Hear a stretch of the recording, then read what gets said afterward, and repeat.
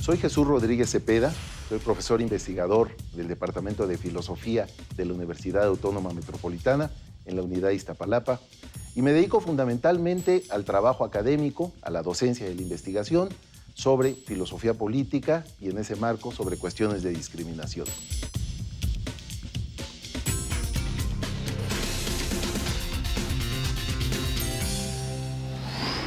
Jesús Rodríguez Cepeda, gracias por venir a Katia 360. Gracias a ti. Oye, en estos momentos en los que en el mundo nos estamos planteando muchísimo el dilema sobre la libertad de expresión, pero el discurso de odio, ¿cuál sería tu primera reflexión? El discurso de odio que lleva a un crimen de odio. Sí, yo creo que es un problema que tenemos en el país y que existe a escala global.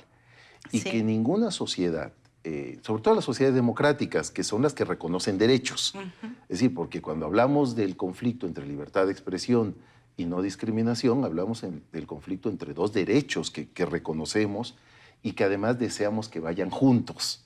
Es decir, que se puedan realizar de manera coordinada. Claro. Si no, no hay problema. Si solo optáramos por el primero desde un principio. Pero están en ¿no? constante tensión, en todos lados. En todas partes en el están en humor, tensión. en el discurso político, En ¿no? todas partes. Representan una tensión y hasta un conflicto. Sí. Y justamente lo interesante para enfrentar esta discusión es voltear a ver cómo se ha tratado de enfrentar o resolver en otros países que tienen más experiencia en la vida pública para discutir estos temas, más experiencia judicial, porque estos temas llegan con frecuencia a los jueces, a los tribunales. E incluso de historia, ¿no, Y Jesús? más experiencia en la propia legislación, que han afinado sus legislaciones para que se construyan verdaderos modelos para procesar esto.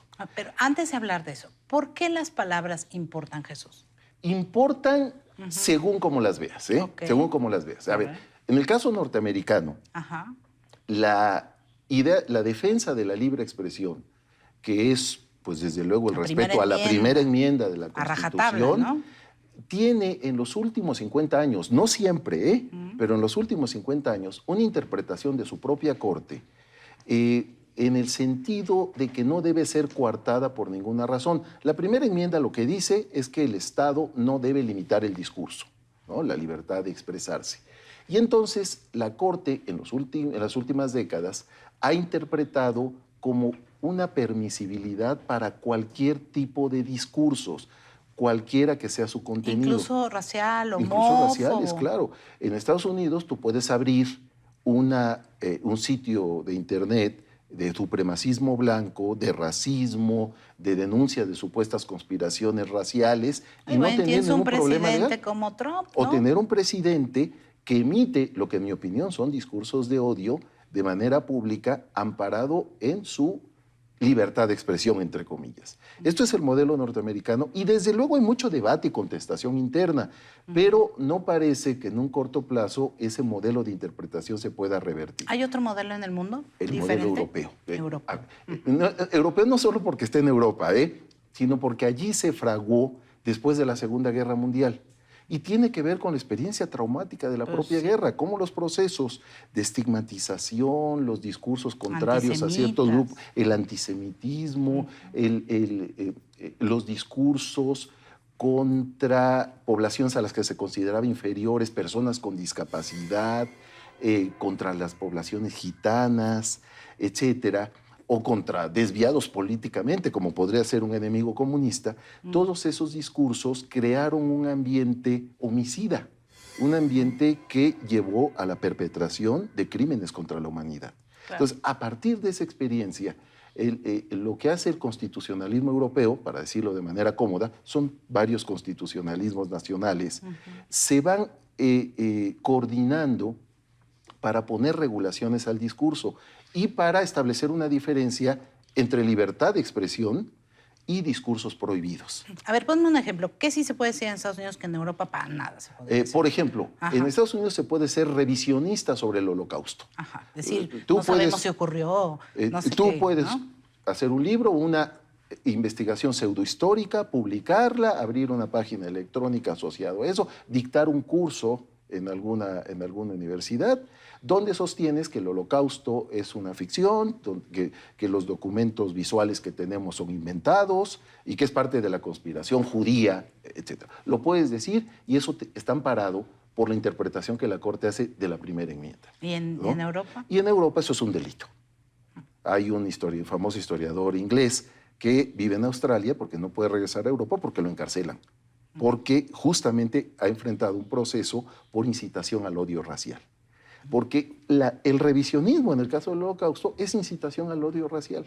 ¿Y es un delito penal? Y es un delito penal. O sea, Trump en Europa ¿Sí? ya estaría en un proceso penal. A mí me parece muy claro. Lo que Trump expresa como presidente de los Estados Unidos en foro público contra la población hispana. lo tendría en los países europeos sujeto a un proceso penal. Entonces decías, las palabras importan y no, pero ¿tú estarías de acuerdo en decir que las palabras, y más si vienen de una persona poderosa o que tiene acceso a crean un caldo de cultivo que permea en una cultura que puede provocar acciones o por qué? Yo creo que sí. Incluso, según entendamos al lenguaje, entendemos si este tiene o no efectos en las acciones prácticas como los delitos.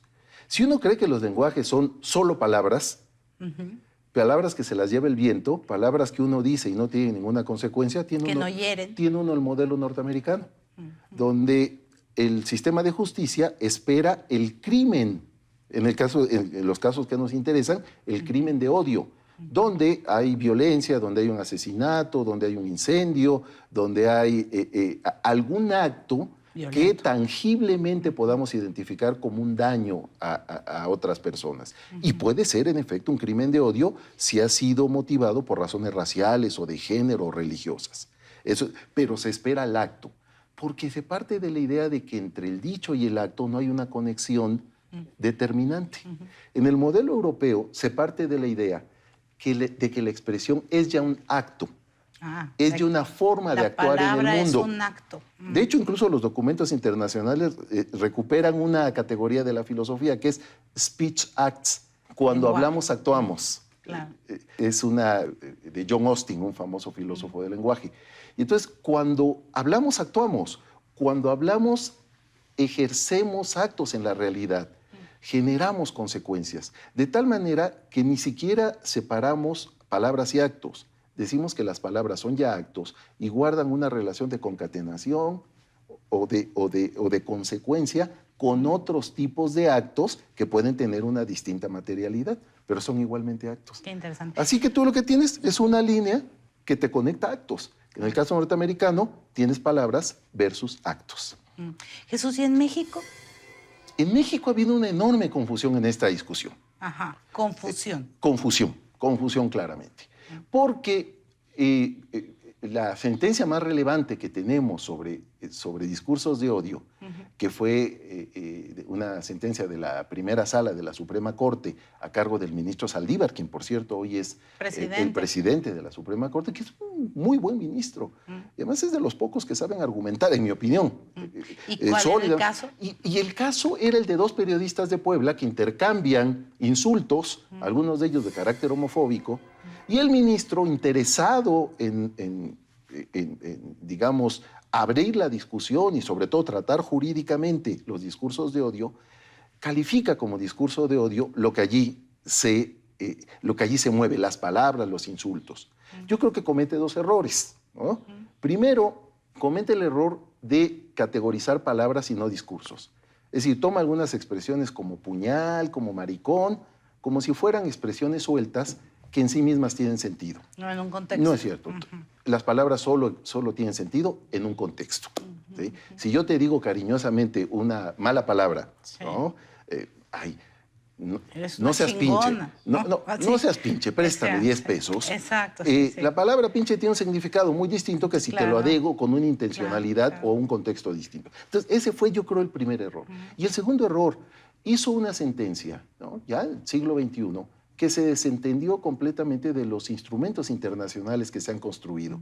Los principios de Camden, de artículo 19, el protocolo de Rabat de Naciones Unidas, que justo lo que trata de salvar es el equilibrio entre libre expresión y discurso de odio. Porque los discursos de odio no son cualquier discurso odioso, cualquier discurso que nos caiga gordo o que sintamos sospechoso. Son discursos, y me regreso un poquito a aquello con lo que tú empezabas, son discursos, por ejemplo, que tienen emisores poderosos. Que no es cualquier emisor, no es un grupo de amiguitos diciendo cosas ahí de mal gusto, no, es por ejemplo un presidente del país más poderoso del mundo estigmatizando a un grupo y generando un ambiente enrarecido que puede derivar en violencia hacia ese grupo. O alguien llamando a un grupo, no sé. Sí, convirtiéndolo... ¿Fifí? Sí. ¿Sí? Sí. ¿O no? Yo diría que hay diferencias interesantes.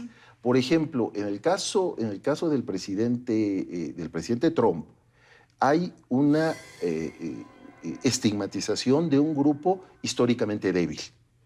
Inmigrantes, minorías étnicas, ¿no? En el momento en que se lanza contra algunas representantes demócratas que pertenecen a minorías étnicas, todas ellas son de color, ¿no? Llama la atención ese rasgo, que lo que exhibe es un comportamiento racista. Luego, convertir a estas poblaciones en chivos expiatorios, en los grupos peligrosos o los grupos manchados o los grupos que significan algún riesgo para la identidad que se dice defender. Una invasión. Y luego, pues justificar acciones de otros que se convierten en daño para estos grupos, como cuando llegó a equiparar la conducta de los grupos antirracistas con los grupos supremacistas blancos, diciendo que en todas partes hay gente buena y en todas partes hay gente mala.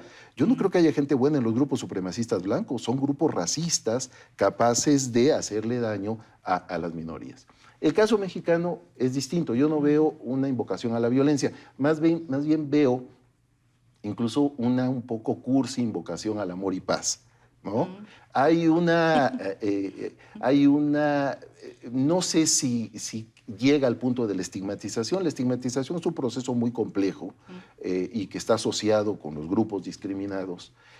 Sí hay, desde luego, llevar al extremo la expresión verbal.